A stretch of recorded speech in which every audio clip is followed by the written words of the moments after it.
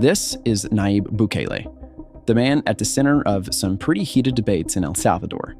Bukele is a bit of a polarizing figure. Some see him as a savior, while others worry he's a threat to democracy. But what's the big deal with Bukele? Well, for starters, he's known for his tough stance on gangs, especially MS-13. He's even built this massive high-security prison that's been called a super prison. It's all part of his plan to crack down on crime, but some people are saying it might be more about grabbing power.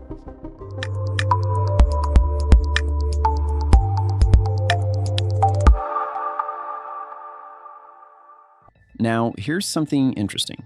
Bukele won a massive victory in the 2024 general elections, like 85% of the vote massive. But this kind of landslide win has some people raising their eyebrows, wondering if everything was on the up and up with the election. Bukele has a lot of critics, political rivals, journalists, and human rights groups. They're all worried about how his anti-gang push is affecting civil liberties. We're talking mass detentions and some pretty harsh treatment of suspects. Then there's this twist.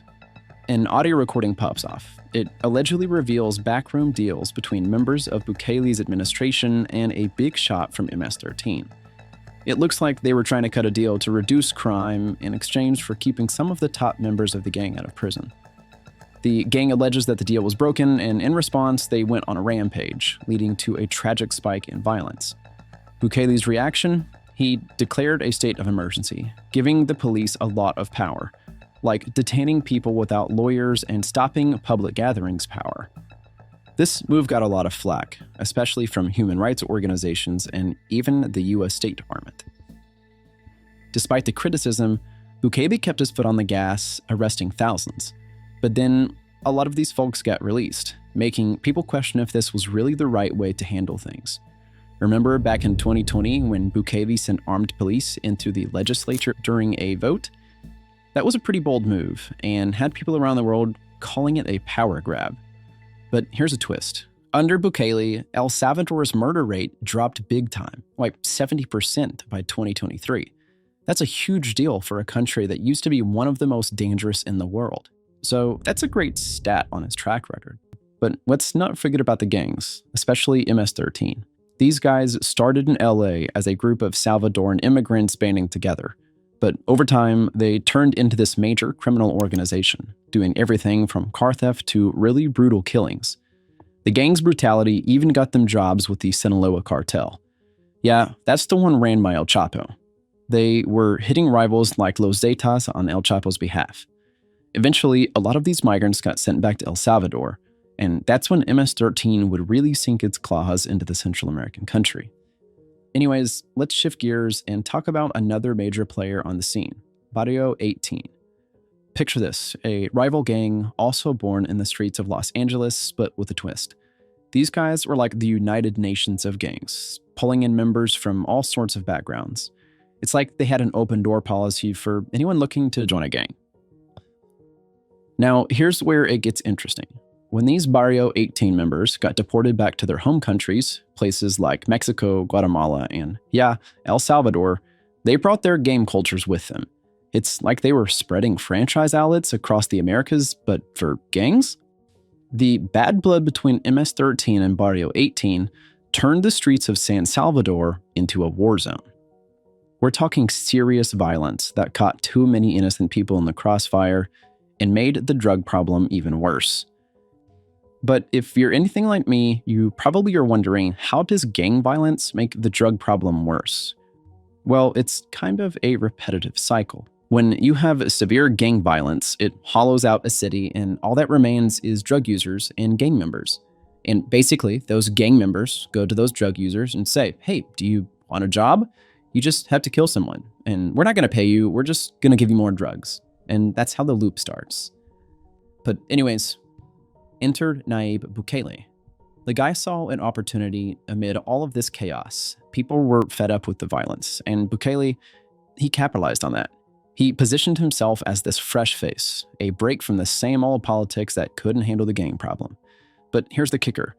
Bukele didn't just come out of nowhere. He used to be a part of the FMLN, the leftist party, but he got kicked out. So what does he do? He starts his own party, the Nuevas Ideas, in 2017.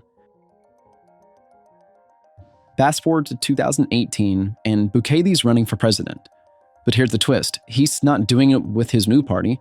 Instead, he teams up with the Grand Alliance for National Unity, a more center-right party. And guess what?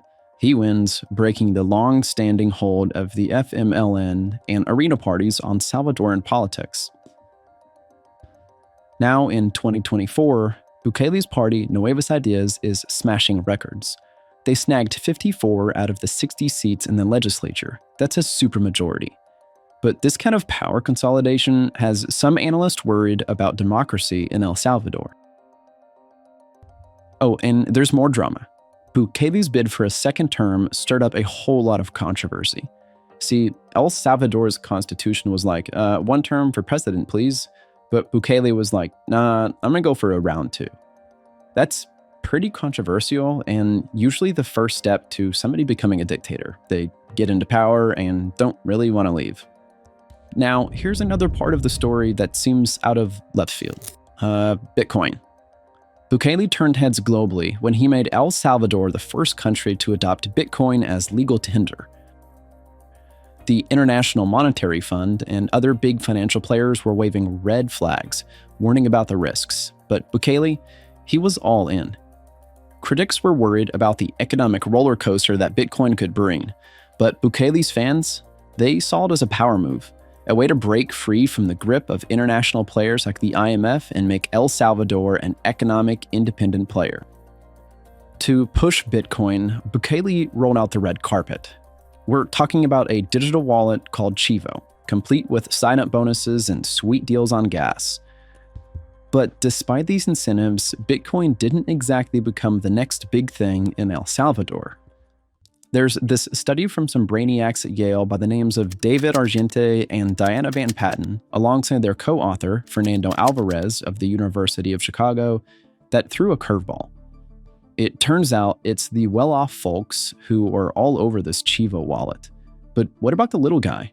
The ones who don't even have a bank account? That was the whole spiel, right? Bringing financial power to the people. But here's the rub. Once that sweet sign-up bonus dried up, the average Joe wasn't exactly queuing up to jump on the whole crypto bandwagon. This turn of events raises some eyebrows. It's like, is Bukele's big Bitcoin experiment just a flashy move for the elites? Or is there something more we're not seeing? It's like a game of high-stakes poker with the country's economy. And the stakes, they couldn't be higher. Salvadorans are watching this play out, wondering if their president is a visionary or a gambler playing with house money. Let's zoom out for a second. El Salvador's story isn't just about Bitcoin. It's a microcosm of a bigger drama playing out on the world stage. You've got Nayib Bukele, this guy who's part tech bro, part maverick politician, trying to rewrite the rulebook. On one hand, you've got people rallying behind him, seeing him as this champion against corruption, a guy who's shaking up the system and standing up to the big guns like the IMF. But on the flip side, there's a growing chorus of voices sounding the alarm.